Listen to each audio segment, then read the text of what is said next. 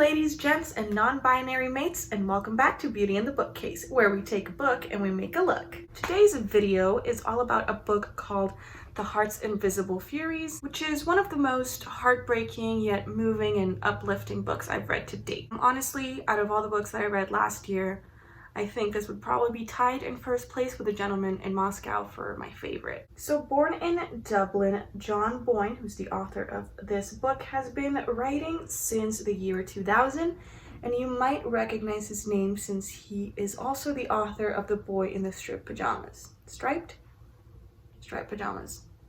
I know words. I do like to do a bit of research into the authors whose books I cover, just because I don't know, I like full transparency, and I did find out that unfortunately John Boyne did write a book called My Brother's Name is Jessica. He published that in 2019, so not that long ago, and there was a bit of controversy surrounding it, mostly over his misgendering of characters and apparently just not really, I guess, adequately representing the experience of a trans person.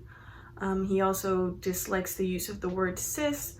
So yeah, it was a little sad to hear that, because I think this book is so powerful and I don't think that should distract us from it. But I do want to, have that full disclosure that I am aware that he did have this incident. He didn't appreciate being called out, and I think he left social media for a while. But yes, we will not be talking about that book today, but I just wanted to put a disclaimer there that I am aware that he does have this like issue of kind of not being so kind to the trans community, and we're not here for that. Anyway, content warnings, I always like to give these out. This video talks a lot about the struggles of growing up gay in a very conservative Ireland back in the day. So there's kind of homophobia and mentions of like religion and stuff. So if you're sensitive to any of that, this might not be the video for you. But without further ado, let's get into it. So The Heart's Invisible Furies follows a young man named Cyril Avery. So first character we meet, he's our main character, and it follows him from kind of like his literal conception, actually, all the way through to his older days. So we kind of get a big scope of like his entire life. So Cyril was actually born to an unwed mother who was run out of her church due to being pregnant and unwed, and so she ends up going from her small village up to Dublin to try and get a better life for her child, but she soon realizes that she won't really be able to maintain her baby, so she does give him away to the nuns, who place him with a family called the Averys. And Cyril's childhood is quite peculiar. He describes it as he wasn't sure that, why his adoptive parents wanted a child, because he was more of like a roommate to them than an actual child. He had his like own floor in their house, which kind of sounds cool, but also odd. I'm sure as kids we would all have loved to have like our own floor. So yeah, his dad is kind of like a businessman or something. He does some illegal things later on, but that's a subplot, doesn't matter. And then his mom is a writer. But they do constantly make a show of reminding Cyril that he's not a real Avery. So, he never calls his adoptive parents his parents, and anytime somebody's like, oh, your mom and dad, they're like, Cyril's always like, no, my adoptive mom, my adoptive dad. So he doesn't really have a traditional family at all. So it's important to kind of know where he's coming from going into sort of his life. So then he meets a young child called Julian. They become really close friends, and it is through meeting Julian that Cyril realizes he's not actually into girls. Here's the thing, which you may or may not know.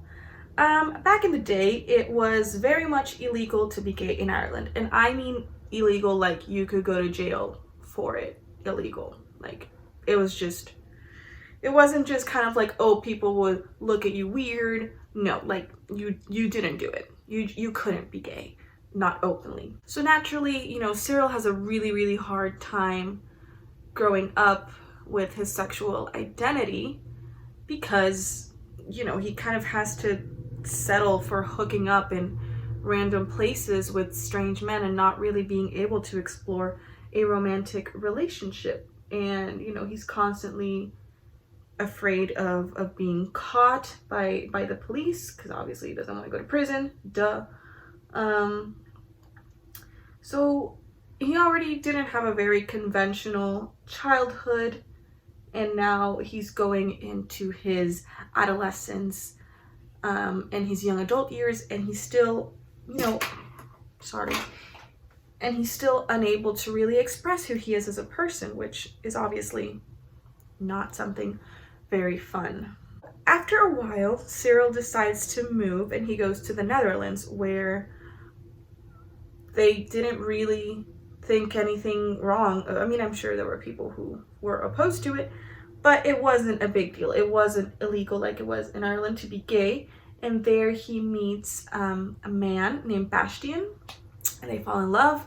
It's super wholesome. I love it. I ship it. You'll ship it. It's fantastic. And really, being in the Netherlands is the first time where he's able to truly be his authentic self, and it's kind of weird, right? Because he'll see other couples, or even his own partner will tell stories about when he was younger, and he kind of feels jealous because he didn't get the chance to express himself. He didn't get the chance to be his authentic self in Ireland, and he feels like he's missing something. Among the positive things, Bastian and Cyril actually end up taking in a young boy who had been forced into sex work by his biological father, who sucked. And so they end up kind of rescuing him, adopting him, and he becomes, you know, a little part of their family. It's this time when, you know, little Cyril Avery, who thought he'd never be able to be openly in love and have a relationship and, you know, kind of a normal life, he now has a family, and it's really wholesome and lovely. But I think really the most powerful thing about this book is the timeline that we get, right? You know, going from this very restrictive Ireland, you know, we see Ireland itself kind of progress and start becoming more accepting of you know, the LGBT community, and, you know, Cyril's able to see his child grow up in a place where he doesn't have to hide who he is, and he doesn't have to feel uncomfortable about who he loves. You know, I think there's a lot of strength in seeing that things do change, but they take time, and just because they're better now, you know, that doesn't take away the suffering that a lot of people had to endure. So the first thing I kind of want to talk about today when it comes to this book is just the idea of family, because obviously it's incredibly important. It plays a huge part because we have, of course, the adoptive parents. We have Cyril actually meeting his biological mother, and then we have Cyril actually starting his own family, which is pretty sweet, and some other surprises along the way. So yes, as I said, Cyril doesn't really have, you know, a traditional family structure. He admits himself that he didn't really know his mother very well, and it's not until his old age that his dad actually kind of starts to develop a bit of a stronger relationship with Cyril. So he was always kind of treated like a very tiny adult. So I think just because we have this background of him not having a traditional family, it's very, very impactful and interesting to see Cyril grow up and develop his own understanding and perceptions of what family means, right? Because that's something that a lot of people do debate, is what makes up a family. And for Cyril, he didn't really have much direction from his actual parents. So it's really, really fascinating to see him actually create a fairly normal family despite his upbringing. Well, it does take some time. Cyril does eventually meet his biological mom. Now, the interesting thing here is they had been running into each other for a long time, since Cyril was a young boy. So they also don't have a traditional mother-son relationship, not just because she was unable to raise him, but because they were kind of already more on like a friends level of a relationship. So when you've already known someone for a while and you didn't, you kind of treated them as your equal to an extent, it's kind of hard to then transition into being like, oh, this is my mom, right? Because, as we do grow up, we do, our relationships with our parents do change. We do kind of find some common ground, and, they do start treating us as adults, but that's still your parents, right? There's still a level of familiarity that you might have with a friend that you wouldn't have with your parents, because it would feel weird. I don't know, maybe that's just me. But again, we have a non-traditional structure there for Cyril. It's not only, oh, I found this woman who I had been searching for my whole life. He wasn't even looking for her, he hadn't ever attempted to find his biological mother. It wasn't something he had an interest in particularly, and I think a lot of that is due to the fact that he didn't have a regular childhood, so he didn't really form like attachments to even think of having that type of structure in his life. And then to add a third layer to the role that family plays in this book, we have Cyril's son, or should I say sons. So yes, I already kind of touched on Ignac. So Ignac is the boy who was forced into sex work by his own father, who they kind of adopt. So the relationship is obviously a little bit tricky at first because, again, there's no biological relationship, and then this boy is coming from a very clearly abusive home. So he's a bit hesitant to let anybody care for him because he doesn't feel like he deserves kind of to be cared for. So they kind of do struggle a bit to build that relationship and create their own family. And then another layer to that is that Cyril actually finds out he's had a son. However, he's missed out on most of his son's life due to reasons that I will let you discover on your own. So then there's tension of this child who does feel abandoned and who resents his father for a variety of reasons. But despite all these challenges and despite the fact that he never really had a traditional family, and he still doesn't have a traditional family, he is able to step up to the plate and be a parent the way that nobody had really been a parent for him. And I think that's really, really remarkable, just seeing that even having missed that in his own life, he's able to give that love and to create a home with the people around him and for the people around him. I think that all just comes down to the fact that his whole life Cyril felt so rejected and so unloved, and he was constantly in the search of something, which he often confused for his random hookups in the bathroom. But that wasn't him. He wanted love. He wanted to be loved. He wanted to form a real connection that he didn't have with his parents, that he couldn't have with his friends because he couldn't be honest with them about his sexual identity. And that it's not until he meets Bastian that he can kind of finally find a vessel to put all of that love into. Now, of course, we have to address the elephant in the room, which is the homosexuality slash homophobia aspect of this book. Cyril's relationship with sex and his sexuality in general is chaotic, to say the least. And I don't think that's really a reflection of the LGBT community so much as it's a reflection of the environment that he grew up in. He was in a place where he couldn't talk about his, you know, sexual attraction. He couldn't talk about being gay. He couldn't ask anybody because you couldn't openly discuss topics like that.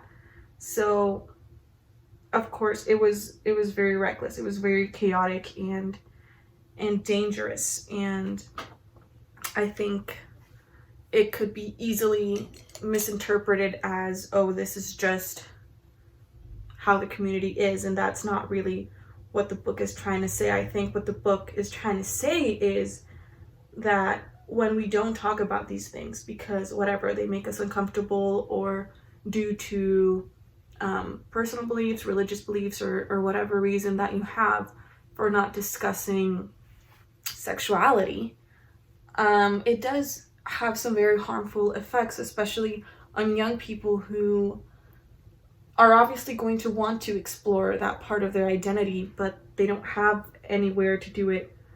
You know, they don't have anybody to speak to about it, and that leads to a lot of bad choices that could be avoided if we just kind of talked about it a little more and we didn't make it this huge taboo kind of situation. You know, unable to, you know, because he couldn't express publicly any type of romantic feeling towards men, his relationships for a large part of his youth just revolve around sex, and it's something very shameful, very dirty, very secretive, and it's very sad because you can't really understand what a positive and healthy relationship is. You can't really develop attachments and form normal relationships when that's all you have, right? It's dingy bathroom hookups and this fear that the police is going to find you and that all these terrible things are going to happen, that your friends won't speak to you, that your family won't speak to you. And we see that struggle so much through Cyril's life, and then again in contrast with life in the Netherlands and life in modern Ireland and in the US. You know, it's this challenge of this darkness that just seems to follow him permanently because that's all he was able to do. Even as time passes, he still struggles with it.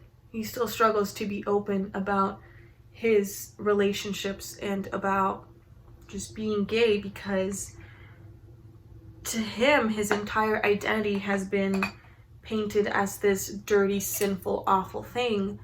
And even when, you know, gay marriage is legalized in Ireland and, you know, he's able to be his authentic self and the people around him start to openly know that he's gay, he still feels very uncomfortable with it because he's been made to feel like he doesn't have a right to happiness. He doesn't have a right to openly be himself and openly be in love. And that sucks. And it sucks because I wish I could just be like, yeah, but that's all in the past and it's so great now. But so many young people nowadays still struggle with being their true selves because of the same reasons, right? It could be because culturally it's taboo where they're from.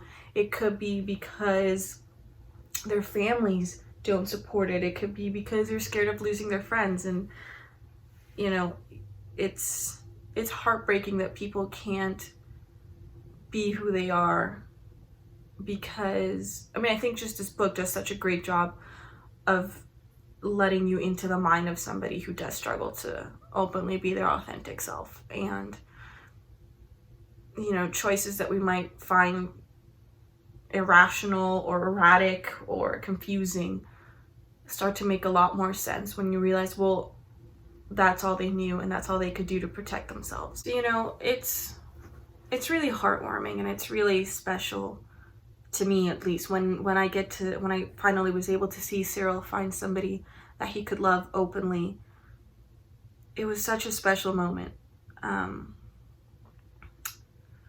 But despite these societal levels of acceptance, Boyne never really shies away from showing the sort of underbelly of the beast, and just showing the awful treatment that so many people who are part of the LGBT community still to this day get. And you know, it goes from just weird looks to aggravated assault, and even like this paranoia and this disgust and misunderstanding over, you know, the AIDS crisis.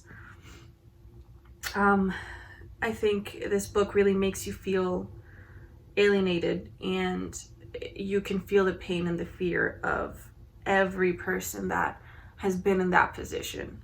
So what's it all about? Well, at its core, The Heart's Invisible Furies is a history. It's a memoir of all the men, women, and non-binary people who were confined to dingy bathrooms and kicked out of their family homes and of their parishes and forced to suppress their identities for so long. It's a book about all the awful things that should have never happened, but did. It's a book about how we have failed and continue to fail our loved ones because we don't understand them, or we don't want to understand them. It's about redefining family and love and showing that where there is love, there's no sin. Thank you guys so much for watching. Let me know your thoughts down in the comments below, or if you have any suggestions on what I should read next. Make sure to leave a like and subscribe for more videos like these, and hit that notification bell so you know exactly when I upload, and I will see you all next time.